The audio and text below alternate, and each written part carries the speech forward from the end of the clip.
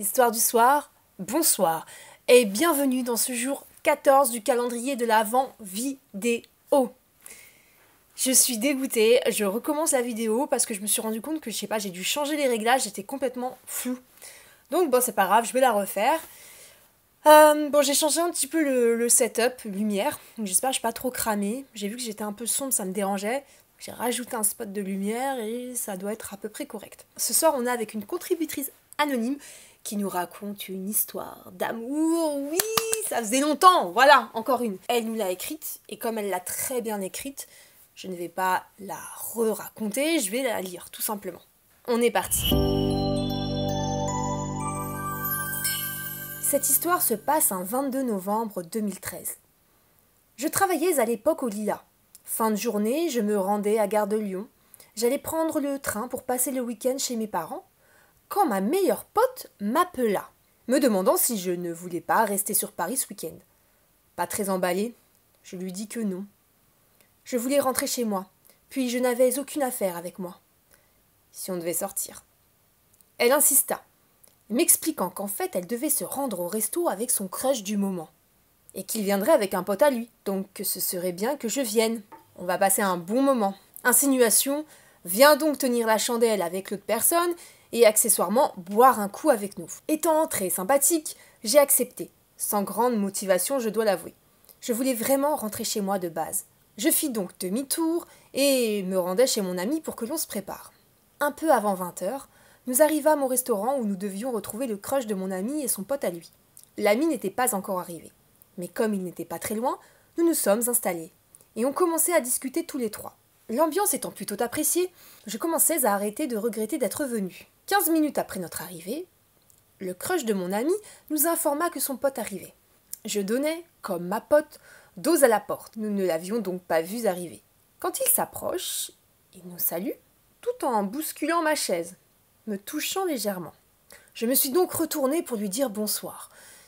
Et ce fut le drame dans ma tête, dans mon corps, dans mon esprit. Je ne m'attendais pas du tout à ressentir ce que j'ai ressenti. Ce sentiment cosmique, quand on regarde quelqu'un que l'on ne connaît pas du tout, et que d'un coup on a l'impression de se voir à travers cette personne. J'étais vraiment perturbée au plus profond de mon âme. Je lui disais donc bonsoir, tout en disant « Putain, je suis dans la merde ». Ma pote était morte de rire. Elle avait compris à la façon dont je regardais ce mec qu'il m'avait plus que tapé dans l'œil. J'étais pas bien tout le long du repas, où nous avions pourtant passé un super moment. Je ne faisais que l'observer, car j'étais vraiment marquée par lui, sans avoir d'explication rationnelle pour les émotions qui me traversaient. J'en avais complètement oublié où nous nous trouvions, et avec qui. C'était comme si la planète, l'univers tout entier, avait arrêté de tourner à la seconde où j'avais croisé son regard. Bref, l'émotion qu'il a provoquée en moi m'a vraiment perturbée ce soir-là. Après le repas, nous nous sommes promenés un peu tous les quatre, et là encore, j'étais toujours plongée dans mes pensées pour essayer de comprendre ce qu'il m'arrivait, tout en tentant de rester sur terre et faire semblant de m'intéresser à ma pote et son coup de cœur. À vrai dire, j'en avais strictement rien à faire.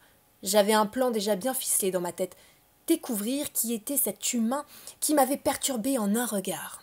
On s'est échangé nos Facebook, et Dieu créa les réseaux sociaux, et le soir même, on a commencé à parler ensemble. Très sympathique au premier abord.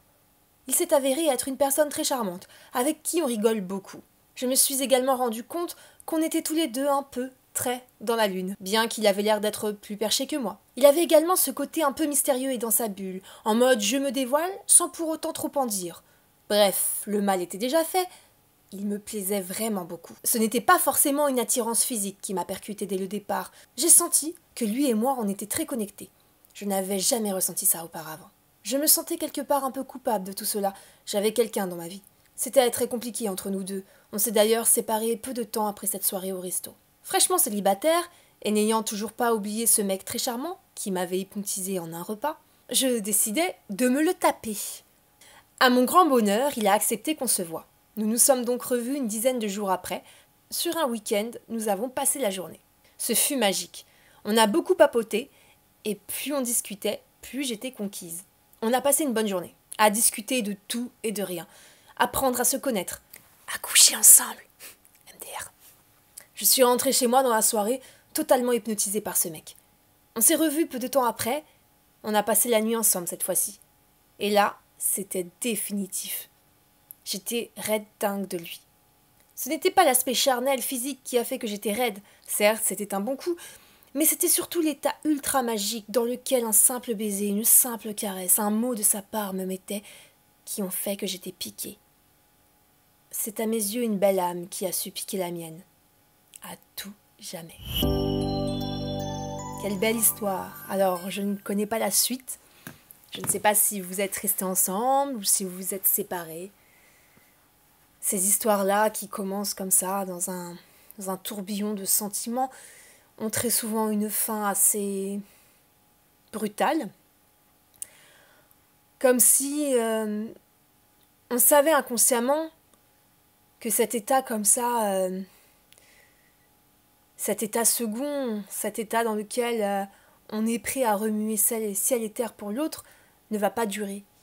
Et on n'a pas envie de descendre du sommet de la montagne russe. On est très bien en haut. Du coup, on arrête tout. On appuie sur stop. Et tout s'efface. Et comme ça, on évite d'être déçu. On reste sur un beau souvenir. Malheureusement. Donc si cette histoire vous a plu, n'hésitez pas à liker, à partager, à commenter. Nous, on se retrouve demain. On se retrouve demain, en forme et à fond. Je voulais faire le petit rituel du chocolat, mais je l'ai déjà mangé vu que je recommence la vidéo. Donc, c'est pas grave, il n'y en aura pas. Je vous fais des gros bisous.